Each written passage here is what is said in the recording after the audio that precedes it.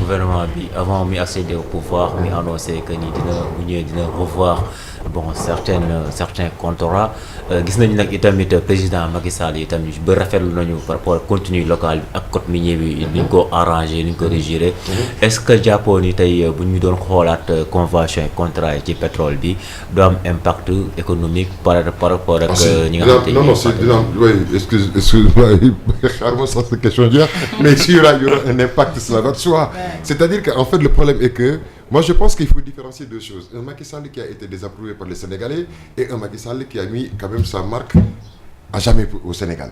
Ça il faut le dire en toute honnêteté.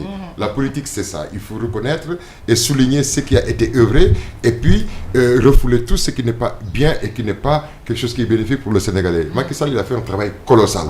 Après il y a un dégoût, il y a une envie de rupture, il y a une envie de changer.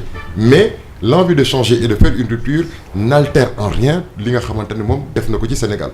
État bi tey bu ñu ñëwee bëgg a négocier contrat yu yëpp je les connais pas dans les détails mais ça va poser un problème. Forcément. Déjà Macky Sall waxoon na ko ne ce sera un désastre pour le pays. Mais bien sûr. Parce que non c'est-à-dire que mënuloo jël un contrat avec on peut réaménager. Oui, réaménager sur oui ça c'est possible. Ouais. Et puis aussi il faudrait que aussi parce que aussi le problème est que moi le temps de production jusqu'à un moment donné du Sénégal il faut que ça soit clair. Combien d'années le Sénégal est-il capable? Comme avec le péage. Voilà, le péage. Voilà, combien d'années on va payer? D'accord. Et on avait dit 30 ans, maintenant c'est 39 ans. Voilà. Parce que nous revoir le contrat et on a ajouté encore 4 ans ou 5 ans à la société française FH. D'accord. Donc tout ça c'est des points yoo xamante ni. Fait que nous bëgg réaménager peut-être temps bi nga wax léegi mooy temps d'exploitation bi amaana. Inconvénient bi mooy certainement dinañ leen alléger un peu yokkal leen yeneen année et ça ce sera une perte pour le Sénégal. Mais ça va inclure que le créancier va avoir d'autres intérêts ailleurs parce qu'il faut une compensation. Okay. En économie il faut toujours une compensation. C'est que je devais par exemple comme je prends toujours le cas qui est le plus accessible nga jënd kër tu as un taux de 12% sur ton crédit.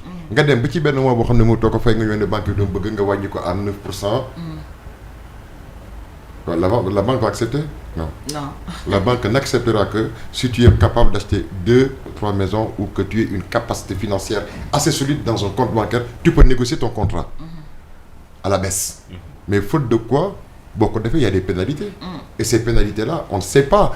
Comme je dis, la rédaction de ces contrats et les tenants et aboutissants juridiques, je ne les connais pas vraiment bien, mais je pense que dans l'absolu, c'est des choses, le fait de les renégocier, il y aura peut-être un boucan de négociation, mais un résultat probant pour le Sénégal, je ne pense pas.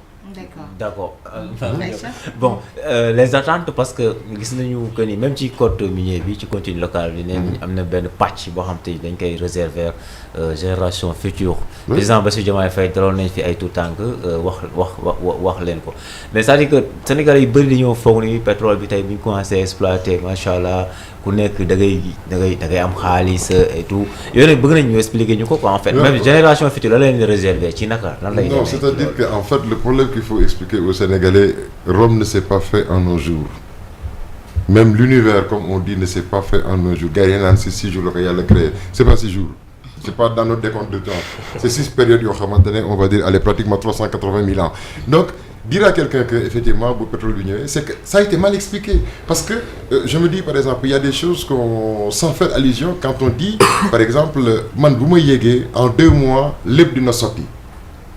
Mais, soit à quelque part je me dis que on est aussi fautif ñun Sénégalais yi gëm loolu te posé wuñu problème bi ne comment parce que pour que ngay def ko en 2 mois il faut un mécanisme, il faut des supports, il faut la financiarisation de cela, d'accord, et il faut effectivement que ñi amel état bi fay ñi nga xamante ne par exemple ñooy les acteurs économiques qu'ils soient gagnants dans cette affaire et que le peuple soit aussi ñi nga xamante ne ñooy Sénégalais di consommer par ces acteurs comment dirais-je économiques que mu am une homogénéité du vendeur, de l'acheteur, du consommateur. Maintenant, dire que ñëpp dañu yaakaaroon forcément dañu yaakaar parce que il y a pas eu un débat technocratique au Sénégal. Il y a eu une diversion sans arrêt. De 2021 jusqu'en 2024 à l'aube des élections, il y a une diversion, il y avait que des polémiques. Ouais. Les gens n'ont pas le temps d'être conscients que ñun fi ñu bëgg di dugg ni ñu ngi fay dugg mais lan lañ ciy xaar à part li war a dugg suñu poche mais naka lay dugg see suñu poche. C'est-à-dire qu'il faut qu'il y ait une politique de sensibilisation quant à l'économie, quant à la participation de chaque Sénégalais dans la construction li nga xamante ne mooy Sénégal bi ñu bëgg defaraat. Et ça c'est important mais on n'a pas bien expliqué.